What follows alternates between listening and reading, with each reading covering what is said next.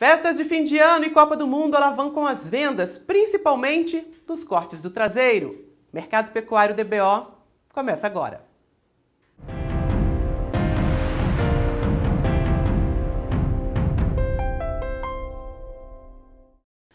A falta de boiadas prontas e o consumo interno melhor têm ajudado na recuperação do preço da arroba depois de meses consecutivos em queda. Ela é vendida por R$ 290 na Praça São Paulo, mas o mercado futuro sinaliza que essa alta tem prazo para terminar.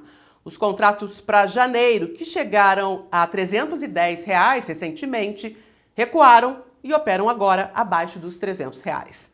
Será que existe mais espaço para fôlego, para recuperação de preço ainda em dezembro? Quem responde para a gente é a engenheira agrônoma Jéssica Oliveira, é analista da Scott Consultoria. Jéssica, obrigada pela sua presença aqui no Mercado Pecuário DBO. A gente viu um aumento considerável aí, uma recuperação no preço da arroba em novembro e para dezembro. Continua nesse ritmo? O que a gente pode esperar? Olá a todos, sempre um prazer estar aqui com vocês. Pensando no mercado do boi gordo, a gente deve ver preços mais firmes daqui para o final do ano. A gente já teve um aumento aí de R$ 10 entre a última semana de novembro e essa primeira semana de dezembro. Isso tomando a Praça Paulista como referência. Então, esses preços têm trabalhado mais firmes devido à menor oferta de bovinos terminados que está chegando no mercado. A indústria frigorífica teve as suas escalas aí encurtando nessa última quinzena de novembro, e isso gerou essa firmeza maior de preços.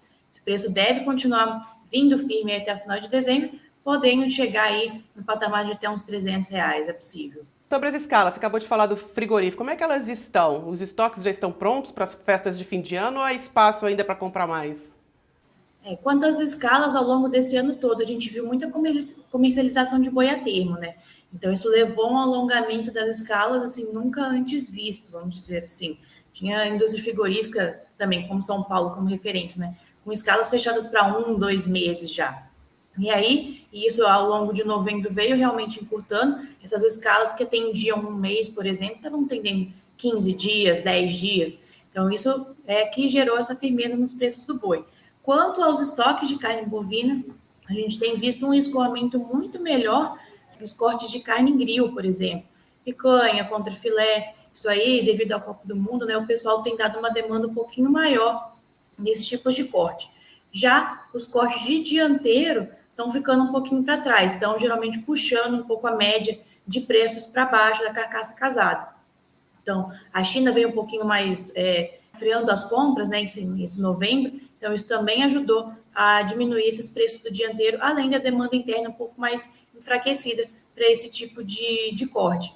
Então, isso tem gerado um certo excedente nas indústrias para esses cortes de dianteiro, principalmente. A gente está falando de uma recuperação do preço da arroba nesse último trimestre, né, depois de meses de queda consecutiva. Você acredita que há espaço para recuperação dos preços também para janeiro, fevereiro? Como é que deve ser a virada do ano? A gente vê uma firmeza de preços para esse primeiro trimestre do ano.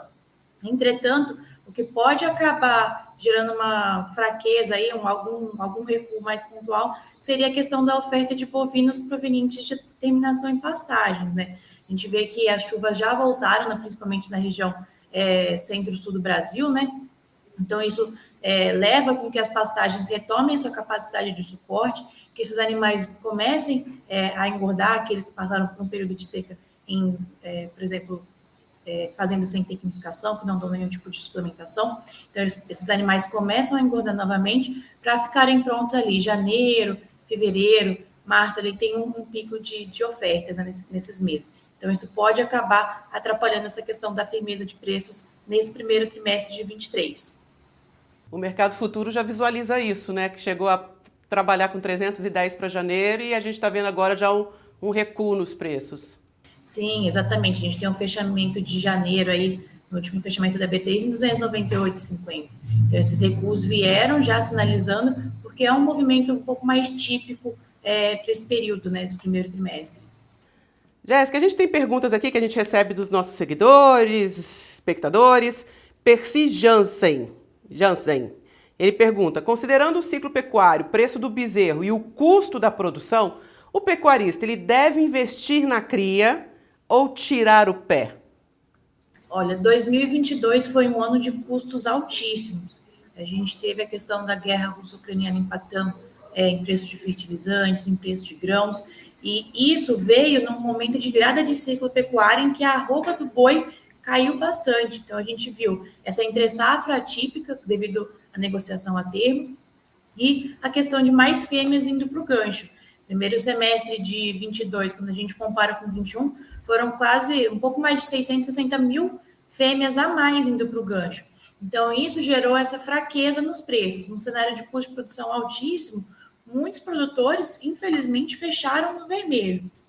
Agora, pensando também nesse ciclo pecuário de preços, a gente vê que o preço do bezerro tem caído junto com o preço da arroba do boi gordo.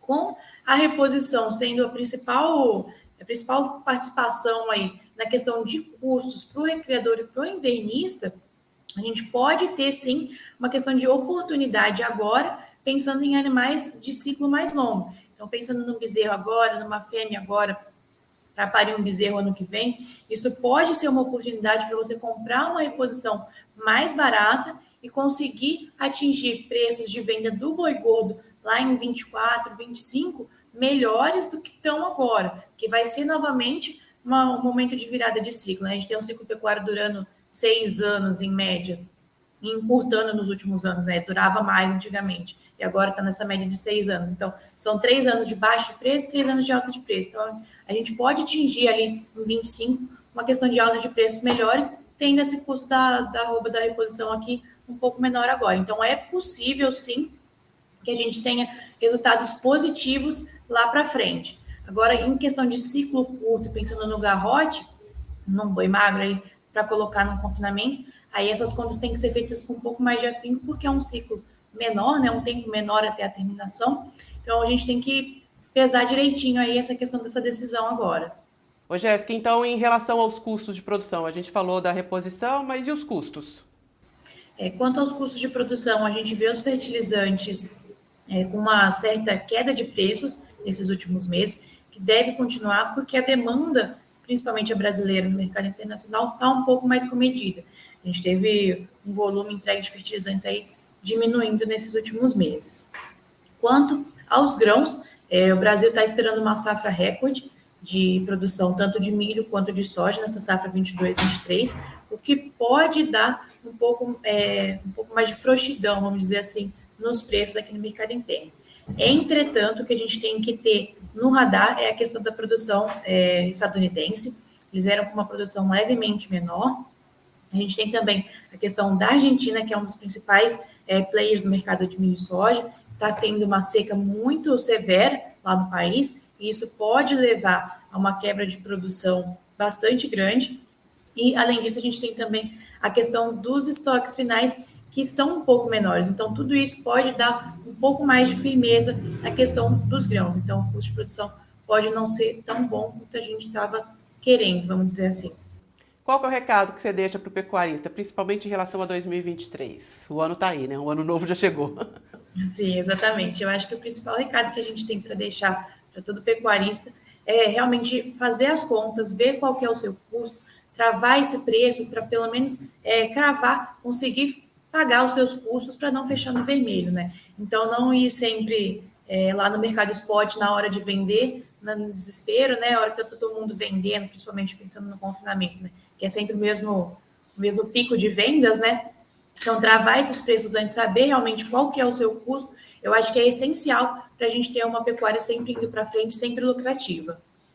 Muito obrigada, Jéssica, pela presença. Um ótimo final de ano para todos aí da Scott Consultoria e seja sempre bem-vinda.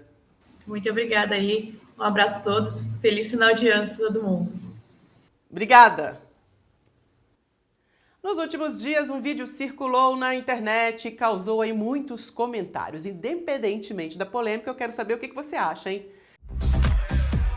São os jogadores do Brasil em uma casa de carne do chefe turco, conhecido como Salt Bae. Ele serviu um tomahawk envolto em folha de ouro para os jogadores. O tomahawk é o corte do dianteiro do boi servido com osso. Ele é retirado entre a 6ª e 10ª costela, considerada a parte mais macia do lombo. O corte, por si só, já tem muito valor agregado. A folha de ouro é comestível, entra na finalização e é pura ostentação. Olha a felicidade do Ronaldo Fenômeno comendo uma carninha. E você, o que acha desse assunto, hein? Mande seu comentário pra gente pelo WhatsApp ou então pelo Instagram. Afinal de contas, o desafio da pecuária é trazer esse valor agregado para a nossa carne, né? Muito obrigado pela sua companhia. A gente se encontra na semana que vem. Tchau!